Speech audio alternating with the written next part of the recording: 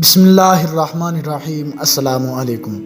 روایت ہے حضرت ابن مسعود رضی اللہ تعالیٰ عنہما سے، فرماتے ہیں کہ فرمایا رسول پاک صلی اللہ تعالیٰ علیہ وآلہ وسلم نے کہ اللہ تبارک و تعالیٰ سے اس کا فضل مانگو، کہ اللہ تبارک و تعالیٰ مانگنے کو پسند فرماتا ہے اور بہترین عبادت و کشائش کا انتظار ہے۔ اور ترمذی نے فرمایا یہ حدیث غریب ہے۔ روایت ہے حضرت ابن عمر رضی اللہ تعالیٰ عنہما سے، فرماتے ہیں کہ فرمایا رسول پاک صلی اللہ تعالیٰ علیہ وآلہ وسلم نے کہ دعا نازل شدہ آفت میں بھی نافع ہے اور اس بلا میں بھی جو نہ اتری، تو اے اللہ کے بندو دعا کو مضبوط پکڑو۔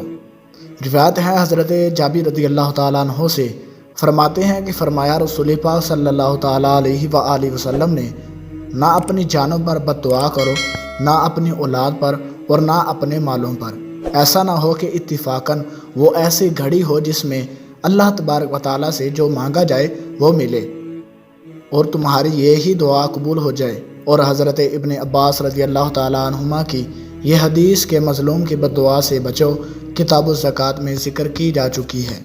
روایت ہے حضرت سلمان فارسی رضی اللہ تعالیٰ عنہ سے، فرماتے ہیں کہ فرمایا رسول پاک صلی اللہ تعالیٰ علیہ وآلہ وسلم نے قضاء کو دعا کے سوا کوئی چیز نہیں لوٹاتی اور نیک سلوک کے سوا کوئی چیز عمر نہیں بڑھاتی۔ دوستو، اللہ تبارک و تعالیٰ سے دعا ہے کہ اللہ رب العزت ہمیں ان حدیث پر عمل کرنے کی توفیق عطا فرمائے۔ ملتے ہیں کسی اگلی ویڈیو میں، تب تک کے لیے اللہ حافظ۔